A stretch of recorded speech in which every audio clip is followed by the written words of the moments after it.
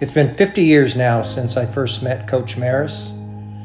My basketball era was arguably the best years of Coach Merris's career, and I have a lot of lifetime friendships to show for it, including my friendship with Bill. Whether delivering classic quotes at a homecoming convo, having his watch fly off his wrist at the end of an exciting MAC IC game, or deciding he would not throw his name into the mix for the Open U of I basketball coaching opening in the mid-'70s. The stories are endless. Also endless were Bill's relationships with the generations of students, athletes, fellow coaches, administrators, and friends that he crossed paths with during his lifelong tenure at IC. Coach was a constant presence on our campus for so many years, a true pillar of the college. Bill was always Bill. Kind and gracious, quick with a story, with his trademark grin, and always with a twinkle in his eye. I'll miss you, Coach. I don't think that there are words to describe what Bill meant to Illinois College. I think it's more fitting to say that Bill was Illinois College. He represented everything that the college wants an alumni to be. He was passionate about Illinois College, about the student athlete experience. He was passionate about the opportunities that students got. Whether you're coming from a small town or a big city, Illinois College was going to be a major part of your life, and that resonated with Bill. I think one of the things I'll always remember from Bill was just how to treat people, whether it was the administrative assistant to the president and everybody in between. I don't think Bill treated anybody differently based on their title or who they were. He just treated people like people.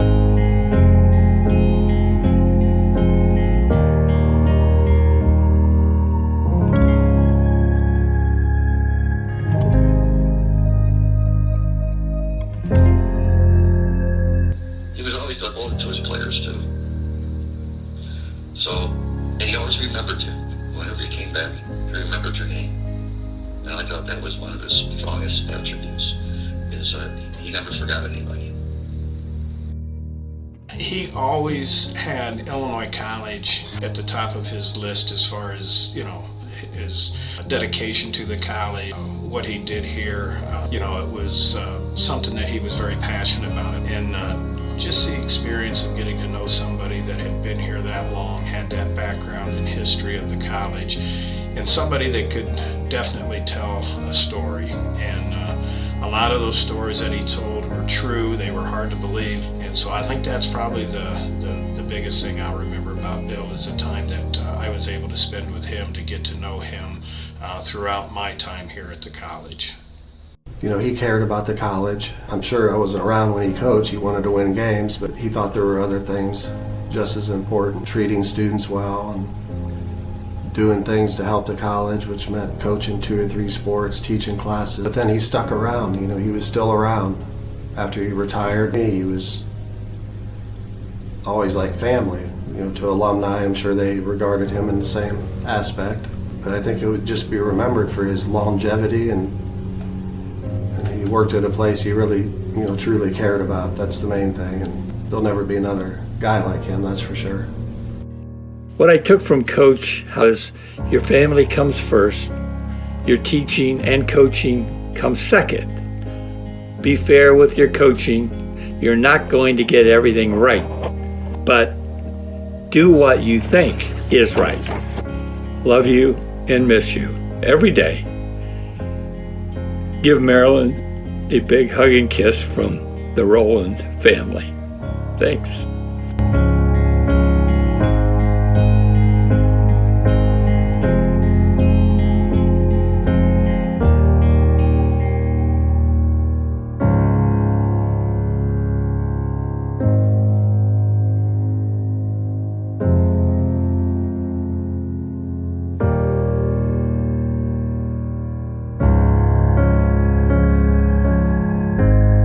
Bill was just a very compassionate guy. In good years, bad years, Bill just never, he was always pretty even-keeled and positive.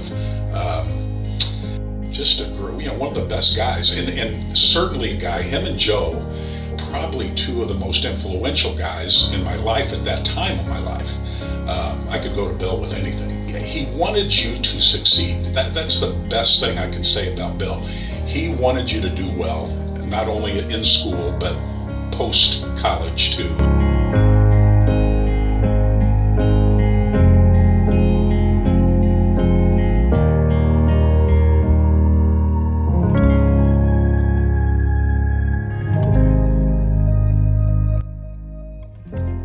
He loved his wife, he loved his school, he loved farming, he loved his kids. He loved the kids that he couldn't stop talking about. He wasn't very judgmental. He accepted everyone as face value, and you have to admire somebody like that. I did.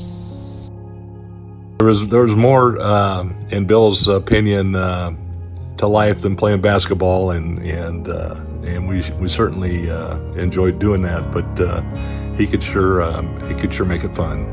He's gone now, but he's not forgotten. And I can just picture him sitting in heaven right now, probably next to Marilyn, probably holding hands with a big smile on his face, and he's got a group of people around him, and he's telling stories. He probably says, that must be a true story because I've said it more than once.